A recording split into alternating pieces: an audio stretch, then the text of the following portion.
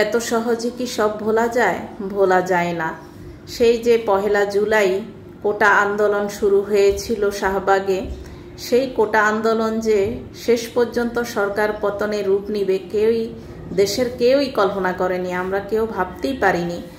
তারা কিন্তু নিজেরাই এই পতনের জন্য দায়ী, নিজেরাই নিজেদের পায়ে কুড়াল, আর বাকিটা বলতে পারছি না।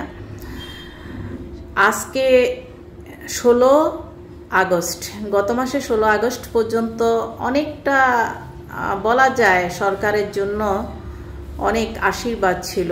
মানে সরকার যদি সারেন্ডার করত, ছাত্রদের সব দাবি দাওয়া মেনে নিত, হ্যাঁ, তাহলে মনে হয় তারা আজকেও ক্ষমতায় থাকতো। কিন্তু 18 তারিখ থেকে তারা যে কাজগুলো হাতে নেয়, ইন্টারনেট বন্ধ হওয়া থেকে শুরু করে যাবতীয় সব কার্যক্রম, যেহেতু এটা আমার ভিডিও, এখানে অনেক কথা বললে এখানে সমস্যা হয়, তো এগুলো তো আসলে সবাই আমরা জানি কম বেশি। আসলে ইন্টারনেট বন্ধ করে দেওয়ার পরে সাধারণ মানুষের ভিতরে একটা ক্ষোভ চলে আসে, যেটা আসলে মানে এটা আসলে কেউ কল্পনাও করতে পারে না। একটা নাকি আধুনিক সময়, ডিজিটাল দেশ, স্মার্ট বাংলাদেশ, সেই স্মার্ট বাংলাদেশের এরকম অবস্থা, এটা আসলে সহজে আমরা মেনে নিতে পারিনি। আমাদের খুব কষ্ট হয়ে গেছিল, যারা বিদেশে বসবাসরত প্রবাসীরা তাদের পরিবার পরিজনের সাথে যোগাযোগ করতে পারছিল না, ইত্যাদি অনেক অনেক অসুবিধায় হয়েছিল। যারা কন্টেন্ট ক্রিয়েটর, যারা ফেসবুক থেকে ইনকাম করে, তাদেরও সমস্যা হয়েছিল। যারা ফ্রিল্যান্সার, তাদের অনেক অসুবিধা হয়েছিল। এই নেট যে কত কাজে লাগে সরকার সেটা কল্পনাই করে নাই।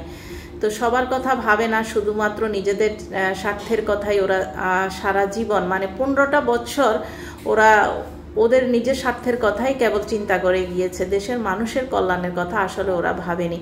এখন দেখা যাচ্ছে ওরা কোথায় কোথায় দুর্নীতি করেছে, কোথায় কোথায় সব ঘাটতি দেখা গিয়েছে। যেমন মেট্রো রেলের কথা বললো, মেট্রো রেল ভাঙার পরে এখানে অনেক ক্ষয়ক্ষতি হয়েছে, 300 কত কোটি জানি মানে ক্ষতিপূরণ লাগবে, এটা ঠিক করতে 1 বছর সময় লাগবে। এখন দেখা যাচ্ছে সেখানে ওই কোটির টাকা তো দূরে থাক, আবার হয়তো এই তো কাল পরশু থেকেই মেট্রো রেল চালু হবে।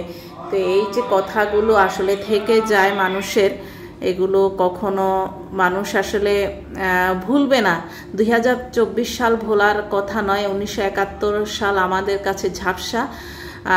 জেনারেশন জেড যেটা করিয়ে দেখিয়েছে, আমরা মিলেনিয়াম যুগের মানুষরা কিন্তু আসলে এটা ভুলবো না। আমরাও কিন্তু 1971 দেখি নাই, 1952 দেখি নাই, কিন্তু এই জেনারেশন আমাদেরকে, মিলেনিয়াম জেনারেশনকে সেটা দেখিয়ে দিয়েছে। ওদের কাছে আমরা কৃতজ্ঞ। এই যে দেখছেন ঢাকা স্টেট কলেজে এই সাইনবোর্ডটার নিচে শহীদ সৈকত রোড, এই রোডটাকে কিন্তু নূরজাহান রোড বলে। এই নূরজাহান রোডটা এখন শহীদ সৈকতের নামে, কারণ হচ্ছে গিয়ে ঠিক এখান থেকে এই ছেলেটাকে পুলিশ গুলি করে। তারপরে বুঝতে পারছেন, আমি যেহেতু বললাম এখানে ভিডিওতে অনেক কথা বলা যায় না, সে চলে যায় পৃথিবী ছেড়ে, তো তার নামে এই রোডটার নামকরণ করা হয়েছে শহীদ সৈকত রোড।